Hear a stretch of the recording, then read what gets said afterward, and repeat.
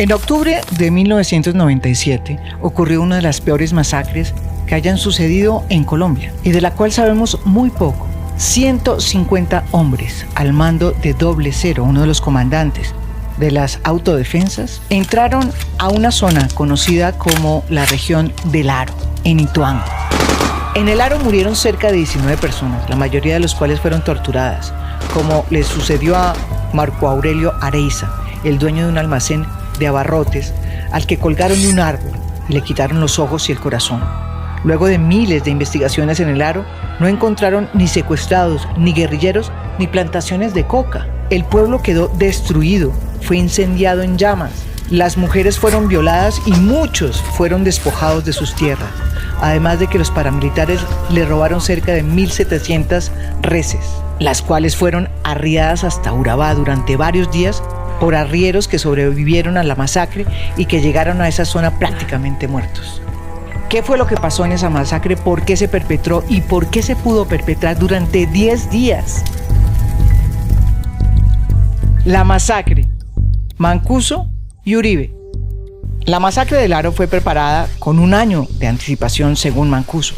En 1996, él mismo fue a encontrarse con el entonces comandante de la 4ª Brigada del Ejército en Medellín, general Manosalva, por petición de Carlos Castaño, máximo comandante de las Autodefensas Unidas de Colombia. La reunión no se hizo en la penumbra, sino en la propia oficina, en Medellín, en el batallón. A ese grado de relación llegaron las autodefensas y los altos mandos militares durante la gobernación de Álvaro Uribe en Antioquia.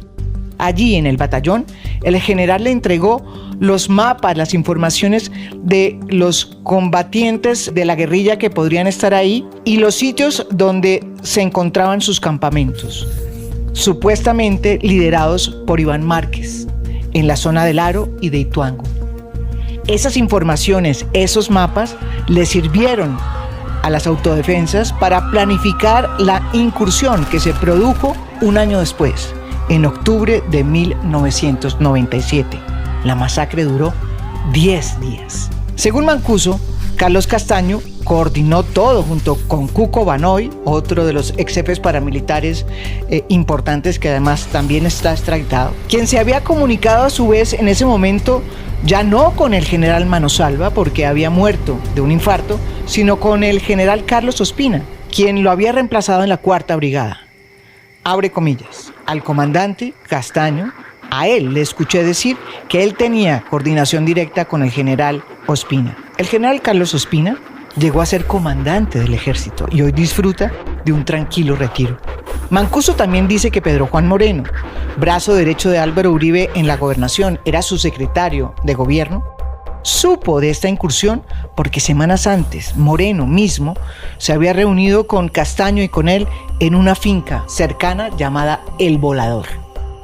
De acuerdo con la declaración de Mancuso, en esa finca Castaño le explicó a Pedro Juan que esa incursión se había planeado porque allá se ubicaba la madriguera de las FARC y era el lugar donde guardaban a sus secuestrados. En su relato, Mancuso agrega que Pedro Juan no se movilizaba en carros oficiales cuando iba a esas reuniones y que si quería entrevistarse con las AUC, llevaba al aeropuerto de Montería, donde era recogido por ellos. Según Mancuso, esa reunión en que se le informó a Pedro Juan sobre la incursión al Aro había sido pedida por el mismo Moreno, entonces secretario de la Gobernación de Antioquia, con el propósito de hablar sobre la creación de las famosas Convivir. Mancuso negó en esa diligencia que las Convivir hubiesen estado al tanto de las incursiones, pero en otra parte aclaró que Pedro Juan sí les ayudó a impulsar las Convivir que ellos propusieron. Abre comillas, nos consiguió una persona que hacía todas las diligencias para la creación de ellas. Nos dio los papeles y todos los que había que hacer para su creación. Y las aprobaciones fueron inmediatas, le dijo al fiscal. ¿Y recuerda si el gobernador de la época, Álvaro Uribe Vélez, también impulsaba las Convivir?, le preguntó el fiscal a Mancuso. Bueno, respondió Mancuso, el gobernador de la época públicamente salía a los medios de comunicación apoyando la creación de las Convivir. Cuando el fiscal le volvió a preguntar si Pedro Juan Moreno iba a título personal o en calidad de secretario de Gobernación departamental, Mancuso respondió: yo creo que él esa investidura la cargaba a donde iba. Y cuando se le indagó a Mancuso si él creía que el gobernador de la época sabía que su secretario de gobierno se reunió por lo menos 10 veces con él y con Carlos Castaño, el ex jefe paramilitar respondió: no tengo conocimiento. Pedro Juan Moreno murió en un misterioso accidente aéreo en febrero de 2006. Mancuso también confirma que durante esos 10 días que duró la masacre, un helicóptero de la gobernación de Antioquia sobrevoló la zona, pero niega la versión de Francisco Villalba, uno de los paramilitares que participó y que fue condenado por la masacre del Aro. Villalba aseguró que luego de la masacre se produjo una reunión en la que se condecoraron a los combatientes, en la que estaban Pedro Juan Moreno junto con Álvaro Uribe y su hermano Santiago. Villalba fue asesinado en el 2009.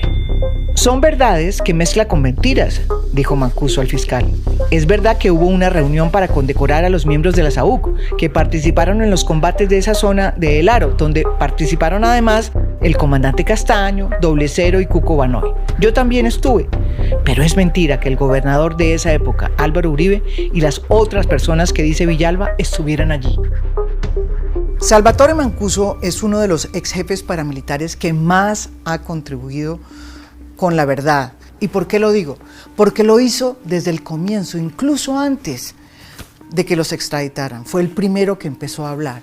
Y después de que lo extraditaron, lo primero que hizo cuando llegó a la cárcel de Estados Unidos fue ofrecerse para justicia y paz. Lo que es cierto es que las víctimas, que deben ser el centro de este proceso, requieren la verdad. Y requieren que Mancuso venga y cuente no solamente qué pasó en la masacre del Aro, sino en muchas otras masacres. Y que cuente además, termina de contar, para que la justicia investigue lo que él nunca ha investigado en los últimos 10 años en que él ha colaborado, ¿sí? Que siga investigando sobre las relaciones que tuvieron los paramilitares con los empresarios que financiaron las Convivir, que financiaron los grupos paramilitares. Ese es un tema que es un capítulo oculto de nuestra historia del paramilitarismo y el conflicto.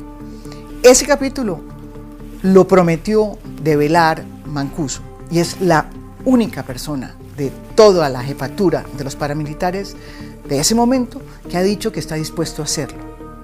Ese es el temor que hay con Mancuso y ese es el temor de que todo lo que él ya contó se investigue y se investigue por su presión que él ha hecho de entrar a la JEP.